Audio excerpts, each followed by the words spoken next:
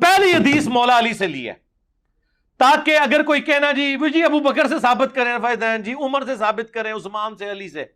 انہوں نے کہا چھڑ دو، رکو ذرا صبر کرو، ہم علی سے ہی ثابت کر دیتے ہیں تاکہ پھر یہ سوال ہی نہ کرو کہ آخری وقت تک کرتے تھے یا نہیں کرتے تھے۔ ہاں خلفائے راشدین کرتے تھے یا نہیں کرتے تھے، اس شخص سے حدیث لے کے آئے کہ جو تینوں خلفاء کے ساتھ رہا اور رسول اللہ کے ساتھ رہا۔ بسم اللہ الرحمن الرحیم۔ مسئلہ رفع الیدین کے حوالے سے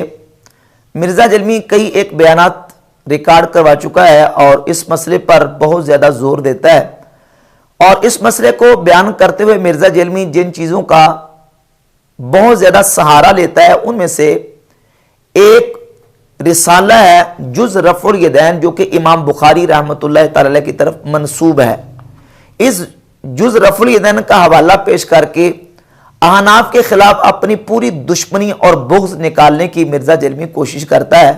تو آج ہم نے انشاءاللہ تعالی جز رفع الیدین اور جز رفع الیدین کے اندر موجود جس روایت کا مرزا جلمی سہارا لے کے رفع الیدین کا دوام ثابت کرتا ہے اس پر انشاءاللہ دلائل کی روشنی میں بات کرنی ہے، اور ساتھ مرزا جلمی کے مسلمات کی روح سے ہم انشاءاللہ تعالی بات کریں گے۔ یہ جز رفع الیدین جو رسالہ ہے اردو ترجمے کے ساتھ شائع ہوا، یہ مرزا جلمی کے بابا غیر مقلد وہابی عالم زبیر علی زئی نے اس کو اردو ترجمے کے ساتھ شائع کیا ہے۔ سندھ کے اندر ایک لائبریری سے اس کی فوٹو کاپی لی، اور ایک جنگ کا سابقہ دیوبندی مولوی تھا جو کہ بعد میں غیر مقلد ہو گیا، مجاہد علی مجاہد جنگوی، اس سے فوٹو کاپی لے کے زبیر علی زئی نے اس رسالے کو شائع کیا ہے اردو ترجمے کے ساتھ۔ اور مرزا جلمی یہ بات بھی کرتا ہے کہ جب کتاب کسی مصنف کی طرف منسوب ہوتی ہے تو اس کتاب کی مصنف تک سند بھی ہوتی ہے۔ اب جز رفع الیدین کے آغاز میں ایک سند بھی موجود ہے جو کہ امام زین الدین عراقی سے شروع ہوتی ہے اور امام بخاری تک جاتی ہے۔ امام بخاری سے پہلے 9 واسطے موجود ہیں، امام زین الدین عراقی سے شروع ہو کر محمود بن اسحاق الخزائی تک۔ 9واں واسطہ محمود بن اسحاق الخزائی ہے، اور 5واں درمیان میں واسطہ ہے عمر بن محمد طبرزد کا۔ اب جب ہم ان راویوں کے سٹیٹس کو دیکھتے ہیں تو محمود بن اسحاق الخزائی یہ مجہول راوی ہے، اور اس کی جہالت مرزا جلمی کا بابا دور نہیں کر سکا۔ محمود بن اسحاق راوی جو کہ امام بخاری سے اس رسالے کو روایت کر رہا ہے وہ مجہول راوی ہے۔ اور 5واں جو واسطہ ہے عمر بن محمد طبرزد کا، عمر بن محمد طبرزد کا سٹیٹس کیا ہے اور اس کی حیثیت کیا ہے، اس کے لیے میں آپ کے سامنے محدثین کے حوالہ جات پیش کر دیتا ہوں۔ یہ امام ابن حجر عسقلانی رحمت اللہ تعالی کی کتاب ہے لسان المیزان، جلد نمبر اس کی 3 ہے اور صفحہ نمبر 329 ہے۔ امام ابن حجر عسقلانی رحمت اللہ تعالی عمر بن محمد طبرزد کے بارے میں بیان کرتے ہیں، وقال لی شیخنا ابن الطاہر ان عمر کان یخل بالصلوات۔ عمر بن محمد طبرزد کے بارے میں ابن طاہر جو کہ میرے شیخ ہیں، ابن حجر فرماتے ہیں میرے شیخ میرے استاد نے یہ کہا کہ یہ جو عمر ہے یہ نمازیں نہیں پڑھتا تھا، نمازوں کے اندر اس کی خلل تھا۔ وقد وہاہ ابن النجار من قبل دینہ، اور ابن نجار بغدادی جو کہ عمر بن محمد طبرزد کے شاگرد ہیں، ابن نجار نے یہ کہا ہے کہ دین کے اعتبار سے اپنے دین کے اندر یہ واہی تھا، یعنی دینداری اس کے اندر نہیں تھی، دین کے احکامات پہ عمل نہیں کرتا تھا، بالکل بے عمل آدمی تھا، فاسق آدمی تھا۔ وقال ابو شامہ کان خلیعا ماجنن، اور ابو شامہ نے کہا یہ خلیعا ماجنن تھا، یعنی بدخلق آدمی تھا، اس کے اندر کوئی اخلاق نام کی کوئی چیز نہیں تھی، اور حیا بھی اس کا قلیل تھا، یعنی بے حیائی والے کام کرتا تھا۔ یہ اس کا سٹیٹس امام ابن حجر عسقلانی رحمت اللہ علیہ نے لسان المیزان میں بیان کیا ہے، جو کہ جز رفع الیدین کی سند کے اندر 5واں راوی ہے عمر بن محمد الطبرزد۔ اور یہ دوسری کتاب ہے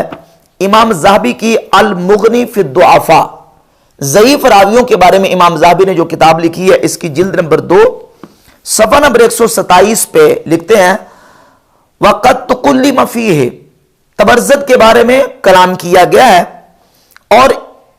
ابن ظاہری نے مجھے کہا جب میں نے ملاقات کی تو میں نے ابن ظاہری سے ابن تبرزد کے بارے میں اس کی نمازوں کے بارے میں جب سوال کیا پوچھا تو ابن ظاہری نے کہا وَإِنَّ ابْنَ تبرزد یعنی عمر ما کان یصلی، ابن تبرزد یعنی عمر بن محمد تبرزد یہ نماز نہیں پڑھتا تھا، بے نمازی تھا۔ اور تیسرا حوالہ امام ذہبی کی کتاب سیر اعلام النبلاء کی جلد نمبر 16 صفحہ نمبر 57 سے آپ کے سامنے میں رکھتا ہوں۔ امام ابن نجار ہی کا قول امام ذہبی نے اس میں نقل کیا، اور یہ ابن نجار یہ تبرزد کے شاگرد ہیں۔ ابن نجار کہتے ہیں وَلَمْ يَكُنْ يَفْهَمُ شَيْئًا مِنَ الْعِلْمِ، یہ تبرزد حدیثیں پڑھتا تو تھا اور پڑھنا پڑھانا اس کا کام تو تھا، لیکن لم یکن یفہم شیئا من العلم، علم سے کسی چیز کی سمجھ نہیں تھی، اسے سمجھ نہیں رکھتا تھا، کوئی تدبر فقہ سمجھ نہیں تھی اس کو وکان متہاونا بامور الدین، اور دین کے امور میں غفلت اور سستی سے کام لیتا تھا، دین کے احکامات پہ عمل کوئی نہیں کرتا تھا۔ رأیتہ غیر مرۃ یبول من قیام، میں نے کئی مرتبہ تبرزد کو دیکھا ہے کھڑے ہو کے پیشاب کرتا تھا۔ فَإِذَا فَرَغَ مِنَ الْإِرَاقَةِ، جب فارغ ہو جاتا أَرْسَلَ صَوْبَهُ وَقَعَدَ مِنْ غَيْرِ اسْتِنْجَاءٍ بِمَاءٍ وَلَا حَجَرٍ، بس پیشاب کر کے تو اپنے کپڑے چھوڑ دیتا تھا اور پھر آ کے ایسے ہی بیٹھ جاتا تھا، نہ استنجا کرتا تھا پانی کے ساتھ، نہ ڈیلے کے ساتھ، نہ پتھر کے ساتھ، نہ پانی کے ساتھ، استنجا بھی نہیں کرتا تھا، ایسے کھڑا ہو کے پیشاب کیا اور کھڑا ہو کے پیشاب کر کے استنجا بھی نہیں کیا اور آ کے اسی طریقے سے آ کے بیٹھ جاتا تھا۔ اور قال، اور کہا وَكُنَّ نَسْمَعُ مِنْهُ يَوْمًا أَجْمَعَ فَنُصَلِّي وَلَا يُصَلِّي مَعَنَا، ایک دن ہم اکٹھے بیٹھے ہوئے تھے، ہم نے نماز پڑھ لی تھی لیکن تبرزد نے نماز نہیں پڑھی تھی۔ وَلَا يَقُومُ لِصَلَاةٍ، نہ نماز کے لیے جاتا تھا۔ وَكَانَ يَطْلُبُ الْأَجْرَ عَلَى رِوَایَةِ الْحَدِيثِ إِلَى غَيْرِ ذَلِكَ مِنْ سُوءِ طَرِيقَتِهِ، اور حدیثیں بیان کر کے لوگوں سے مال بٹورتا تھا، لوگوں سے پیسے لیتا تھا کہ میں پیسے دو گے تو حدیث بیان کروں گا،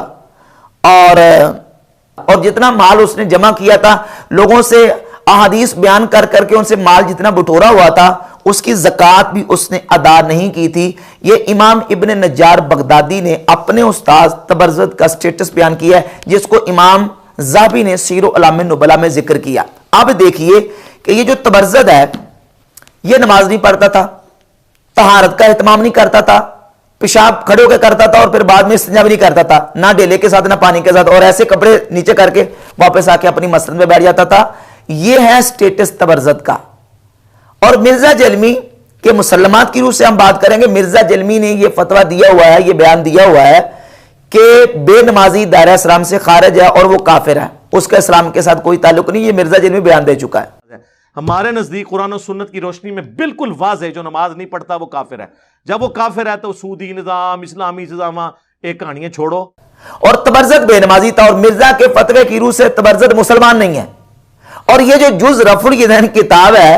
اس کے اندر 5واں راوی تبرزد ہے، عمر بن محمد تبرزد، جو کہ بے نمازی تھا اور دین کے امور کے اندر تہاون اور غفلت اور سستی سے کام لیتا تھا۔ یہ ہے سٹیٹس اس جو کتاب اور جز ہے اس کے راوی کا۔ اور پھر آگے امام ذہبی لکھتے ہیں کہ اس میں ابن حلالہ خراسان میں اس بات کو بیان کرتے ہیں کہ رأیت عمر بن تبرزد فی النوم بعد موتہ وعلیہ ثوب ازرق، کہ میں نے خواب میں دیکھا ابن تبرزد کے فوت ہونے کے بعد کہ اس کے اوپر ایک نیلے رنگ کی چادر ہے، اور میں نے اس سے پوچھا کہ تمہارے ساتھ تمہاری موت کے بعد کیا ہوا، کیا معاملہ تیرے ساتھ پیش آیا؟ تو ابن تبرزد نے کہا انا فی بیت من نار، میں آگ کے گھر میں ہوں جو دوسرے آگ کے گھر میں ہے۔ اور میں نے جب پوچھا کہ یہ کیوں ہے تو اس نے کہا اس لیے کہ میں رسول اللہ صلی اللہ علیہ وآلہ وسلم کی احادیث پر لوگوں سے مال لیتا تھا، لوگوں سے سونا لیتا تھا، یعنی حدیثیں پڑھ کے میں ان سے مال بٹورتا تھا، تو اس لیے مجھے جو نا وہ آگ کی جو نا وہ اندر داخل کر دیا گیا۔ یہ ابن تبرزد کے بارے میں امام ذہبی نے ذکر کیا۔ اور آگے لکھتے ہیں کہ وَقَدْ سَمِعْتُ أَبَا العباس ابن ظاہری یقول کان ابن تبرزد لا یصلی، یعنی ابو العباس ابن ظاہری کہتے ہیں کہ یہ تبرزد نماز نہیں پڑھتا تھا۔ تو ان ائمہ محدثین کے حوالہ جات سے یہ بات بالکل واضح ہوئی کہ تبرزد جو نا وہ دین کے معاملات میں سستی اور غفلت کرتا تھا، بے نمازی تھا، اور زکوٰۃ بھی ادا نہیں کرتا تھا، اور زکوٰۃ جو ادا نہ کرے، زکوٰۃ جو نہیں دیتا، مرزا جلمی نے اس پر بھی کفر کا فتویٰ دیا ہوا ہے، جو زکوٰۃ ادا نہ کرے وہ کافر ہے۔ تو ایسے لوگ تو آپ سمجھے کافر ہو چکے جو زکوٰۃ نہیں دیتے اور اس کو فرض نہیں سمجھتے. زکوٰۃ سارے مال کے اوپر دینی ہوگی. تو مرزا جیلمی کے دو فتووں کی روح سے جو زکوٰۃ نہ دے وہ بھی کافر اور جو نماز نہ پڑھے وہ بھی کافر. تو مرزا جیلمی کے فتوے کی روح سے یہ دونوں اعتبار سے تورزت جو ہے وہ مسلمان نہیں بنتا، کافر ٹھہرتا ہے. اور یہ راوی ہے پانچواں اس جز رفع الیدین کا جس کے بارے میں یہ دن رات اتنا شور مچاتا ہے کہ دیکھیں امام بخاری نے جز رفع الیدین میں یہ کر دیا وہ کر دیا اور یہ کہہ دیا وہ کہہ دیا. اور یہ جو جز رفع الیدین ہے یہ سند کے اعتبار سے اس کا یہ سٹیٹس اور اس کی یہ حالت ہے. پھر اس کے بعد مرزا جیلمی یہ ایک مغالطہ دینے کی کوشش کرتا ہے کہ امام بخاری رحمۃ اللہ علیہ جز رفع الیدین میں سب سے پہلی روایت مولا علی رضی اللہ تعالیٰ عنہ سے لے کے آئے. امام بخاری نے علمی تھپڑ مارا ہے ان کے منہ پہ اور ان کو جناب بتا دیا کہ یہ جو کہتے ہیں کہ متروک ہو گیا ہے رفع الیدین نبی علیہ الصلوۃ والسلام نے چھوڑ دیا اور ترک کر دیا ہے. حضرت علی رضی اللہ تعالیٰ اس کو روایت کر رہے ہیں. حضرت علی رضی اللہ تعالیٰ کا روایت کرنا مولا علی کی حدیث کو امام بخاری کا لے کے آنا اس بات کی دلیل ہے کہ مولا علی تو نبی پاک علیہ الصلوۃ والسلام کو بھی نماز پڑھتے انہوں نے دیکھا، خلفائے راشدین کو بھی نماز پڑھتے دیکھا. تو مولا علی جب آخر میں رفع الیدین کر رہے ہیں تو اس کا مطلب یہ کہ رفع الیدین ترک نہیں ہوا.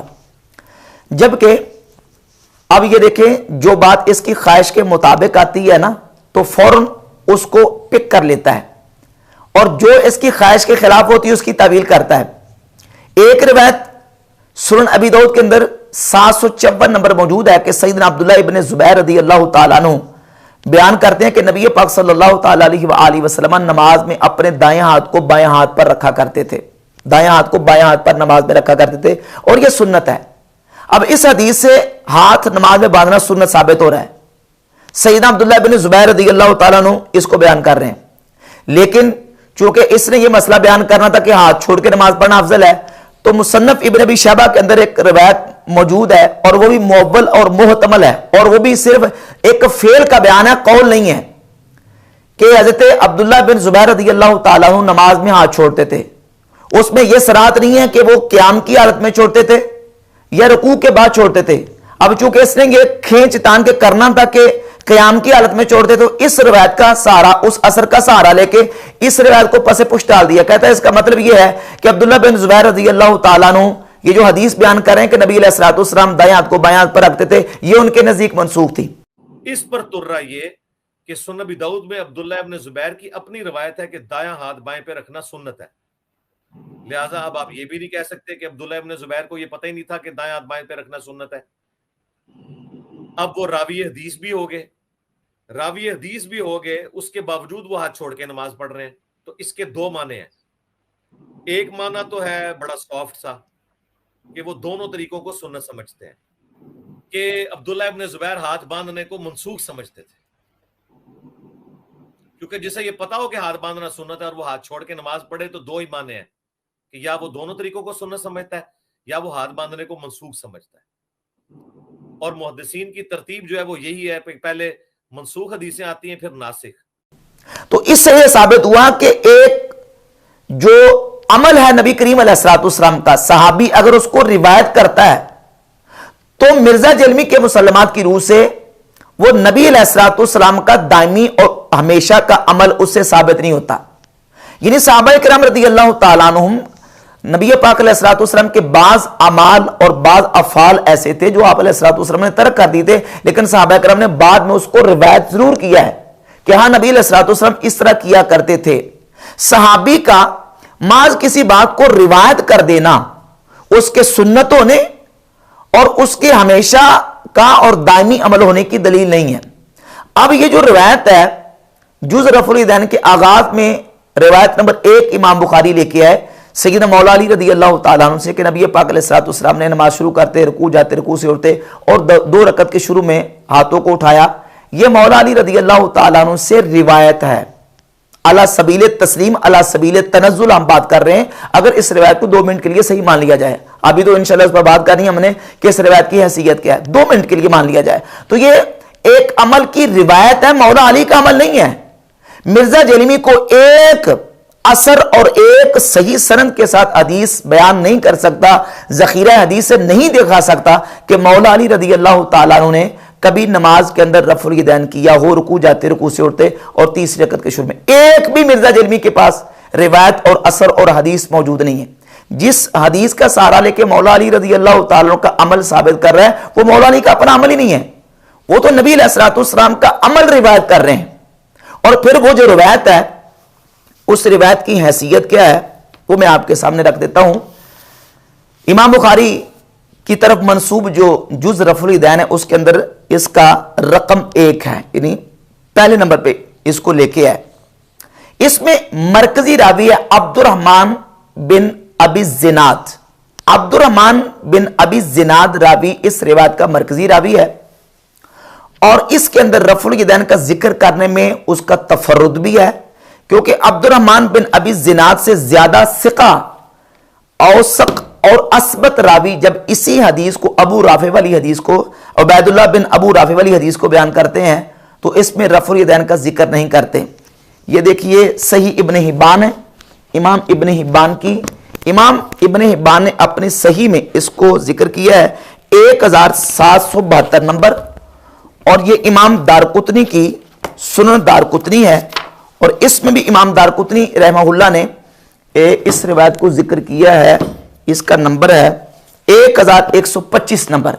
امام دارقطنی بھی لے کے ہے، امام ابن حبان بھی لے کے ہے، اور صحیح ابن خزیمہ میں بھی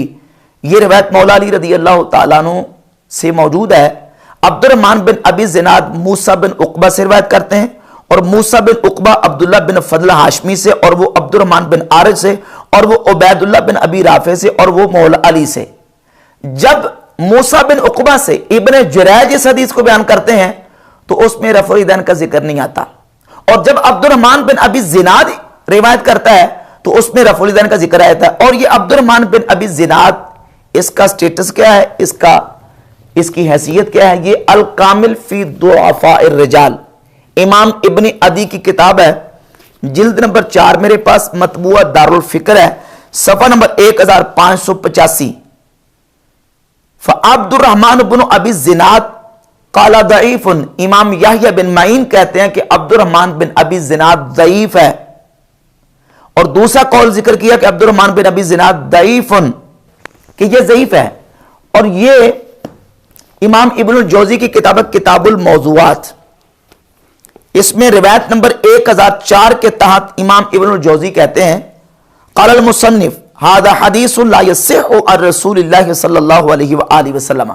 وقد ادخل على بعض المتاخرین من اہل الغفلۃ على ان عبد الرحمن بن ابی الزناد مجروح، کہ یہ حدیث صحیح نہیں ہے کیونکہ اس میں عبد الرحمن بن ابی الزناد مجروح راوی ہے. قال احمد، امام احمد بن حنبل نے کہا هو مضطرب الحدیث،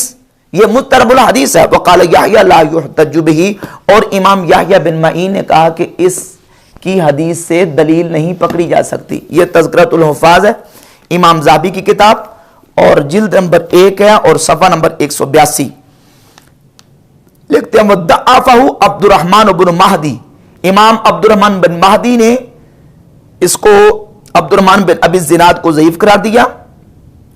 وما حدث به بالعراق فهو مضطرب، اور جو اس نے عراق میں آ کے حدیثیں بیان کی ہیں وہ مضطرب حدیثیں ہیں.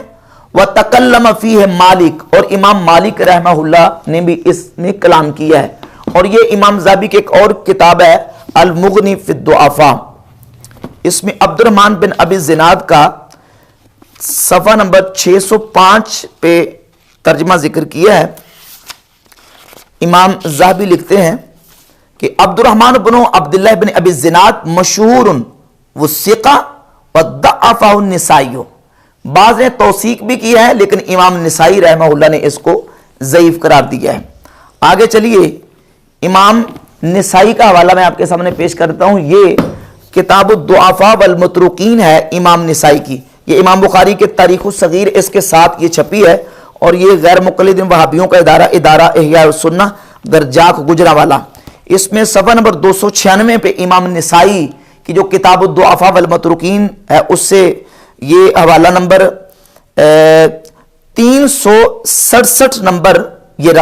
اس کا نمبر ہے، رقم ہے عبد الرحمن بن ابی الزناد ضعیف، عبد الرحمن بن ابی الزناد ضعیف ہے. اور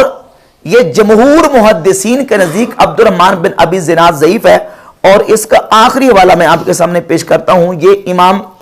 نور الدین ہیثمی کی کتاب ہے مجمع الزوائد, اور مجمع الزوائد کی جلد نمبر 4 صفحہ نمبر 407 پہ روایت نمبر 7187 کے تحت لکھتے ہیں رواہ الطبرانی وجادتاً وفیہ عبد الرحمن بن ابی الزناد وثقہ النسائی وغیرہ وضعفہ الجمہور. یہ جملہ غور سے سنیں, وضعفہ الجمہور. امام ہیثمی کہتے ہیں جمہور محدثین نے عبد الرحمن بن ابی الزناد کو ضعیف قرار دیا ہے, اور کہتے ہیں نسائی نے اس کی توثیق کی ہے, نسائی نے ثقہ قرار دیا ہے. تو جب ہم امام نسائی کی اپنی کتاب الضعفاء والمتروکین کو دیکھتے ہیں تو اس میں امام نسائی نے خود اس کو ضعیف قرار دیا ہے, اور اسی کا حوالہ امام ذہبی نے دیا اپنی کتاب المغنی فی الضعفاء میں. اس میں بھی کہتے ہیں کہ وضعفہ النسائی, امام نسائی نے اس کو ضعیف قرار دیا ہے. لہذا امام ہیثمی کا یہ کہنا کہ نسائی نے اس کی توثیق کیا ہے, یہ ان کی خطا ہے, کیونکہ امام نسائی کی اپنی کتاب کے اندر بھی جو ہے وہ عبد الرحمن بن ابی الزناد کو ضعیف قرار دیا ہے. تو اب عبد الرحمن بن ابی الزناد جو اس کا مرکزی راوی ہے اس روایت کا, جس میں مولا علی رضی اللہ تعالیٰ کے حوالے سے جو حدیث کا سہارا لے کے مرزا جرمی رفع الیدین کا دوام ثابت کرنے کی کوشش کرتا ہے, یہ روایت درجہ صحت کو نہیں پہنچتی. اور جب ہم سیدنا مولا علی رضی اللہ تعالیٰ کا اپنا عمل دیکھتے ہیں صحیح سند کے ساتھ, جس کا ایک ایک راوی بالکل ثقہ اور بالکل صحیح راوی ہے, وہ امام ابو بکر ابن ابی شیبہ, امام بخاری مسلم کے استاذ, اس روایت کو لے کے ہیں اپنی کتاب مصنف ابن ابی شیبہ میں 2457 نمبر حدیث. پہلا راوی ہے وکی بن جراح, بہت بڑے محدث اور امام ہیں. دوسرے راوی ابو بکر بن عبداللہ بن قطاف الناشری, وہ بھی ثقہ, اور عاصم بن قلیب بھی ثقہ, اور قلیب بن شہاب جو کہ مولا علی رضی اللہ تعالیٰ کے شاگرد ہیں وہ بھی ثقہ. قلیب بن شہاب کہتے ہیں ان علی کان یرفع یدیہ اذا افتتح الصلاۃ, مولا علی جب نماز شروع کرتے تو اپنے ہاتھوں کو اٹھاتے, ثم لا یعود, پھر پوری نماز میں مولا علی رفع یدین نہیں کرتے تھے. یہ مولا علی رضی اللہ تعالیٰ کا اپنا عمل امام ابو بکر ابن ابی شیبہ اپنی کتاب میں لے کے سند صحیح کے ساتھ, امام وکی ابو بکر ناشری سے, ابو بکر ناشری عاصم بن قلیب سے, عاصم بن قلیب بن شہاب سے, اور وہ مولا علی سے حدیث بیان کریں, اور سارے کے سارے راوی ثقہ راوی ہیں. اور پھر اگلا ایک کرینہ اور آپ کے سامنے رکھ دوں, ابو اسحاق تابعی کہتے ہیں 2461 نمبر روایت ہے کہ کان اصحاب عبداللہ و اصحاب علی لا یرفعون ایدیہم الا فی افتتاح الصلاۃ, مولا علی کے شاگرد اور سیدنا عبداللہ ابن مسعود کے جتنے شاگرد تھے وہ نماز کے شروع کے علاوہ باقی مقام پہ رفع الیدین نہیں کرتے تھے. مولا علی کے شاگرد یعنی جنہوں نے مولا علی سے نماز سیکھی, اور عبداللہ بن مسعود کے شاگرد جنہوں نے عبداللہ بن مسعود سے نماز سیکھی, وہ نماز کے شروع کے علاوہ باقی مقام پہ رفع الیدین نہیں کرتے تھے. اور یہ جو روایت ہے مولا علی رضی اللہ تعالیٰ عنہ کے حوالے سے, اس پر تبصرہ کرتے ہوئے امام جمال الدین زیلعی رحمۃ اللہ علیہ نصب الریا فی تخریج احادیث الہدایہ کی جلد نمبر 1 صفحہ نمبر 480 پہ لکھتے ہیں وَهُوَ أَثَرٌ صَحِيحٌ, مولا علی کے نماز کے شروع کے اندر رفع الیدین کرنا اور باقی مقام پہ نہ کرنے والا یہ اثر بالکل صحیح ہے. یہ امام بدر الدین عینی کی کتاب ہے عمدۃ القاری شرح صحیح البخاری جلد نمبر 5 صفحہ نمبر 400 پہ لکھتے ہیں اسناد و حدیث عاصم بن قلیب صحیح علی شرط مسلم, عاصم بن قلیب والی حدیث کی سند جو ہے وہ بالکل امام مسلم کی شرط پر صحیح ہے. اور یہ علامہ ترکمانی کی کتاب ہے الجوہر النقی جو کہ سنن کبریٰ کے اوپر حاشیہ, اس کے اندر امام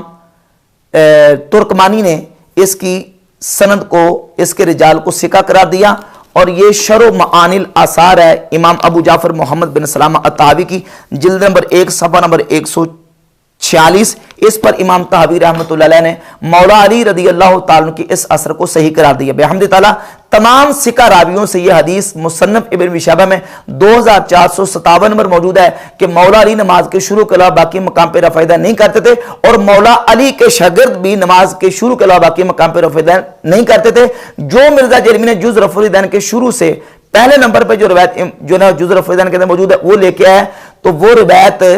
جو پیش کی ہے وہ روایت صحیح نہیں ہے, کیونکہ اس کے اندر عبد الرحمن بن ابی الزناد جمہور محدثین کے نزدیک راوی جو ہے وہ ضعیف ہے.